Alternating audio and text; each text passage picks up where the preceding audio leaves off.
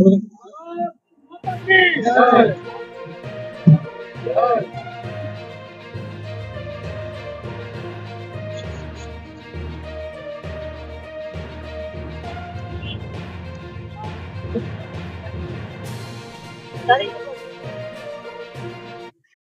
আগস্টে ইসিএল কর্তৃপক্ষ কাছে আমাদের ভারতীয় জনতা যুব মোর্চা কিছু নির্দিষ্ট দাবি নিয়ে যায়।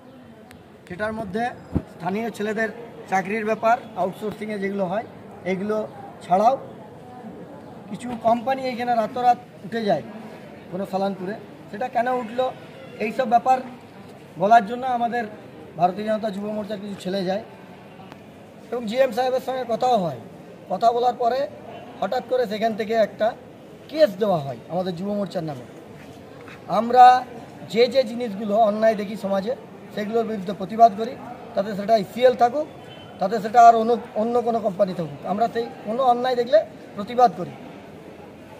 আমার মনে হয় এক শ্রেণীর কিছু আধিকারিক তারা শাসক দলের মদতপুষ্ট হয়ে একটা নেক্সাস চালানোর চেষ্টা করছে। আমরা এই নেক্সাসটাকে চলতে দেব না।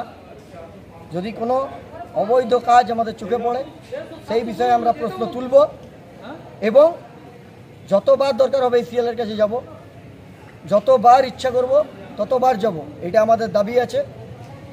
এবং এই আন্দোলনকে যদি আমাদের ভেবে থাকে কোনো নির্দিষ্ট কিছু কর্তৃপক্ষ যেমনি মিথ্যে মামলা দিয়ে তারা জিতে যাবে, তা আমাদের আন্দোলন পরবর্তী ক্ষেত্রে আরও বড় হবে। भारत माता की जय। प्रभातखबर.com, विश्वास वही, रफ्तार नहीं।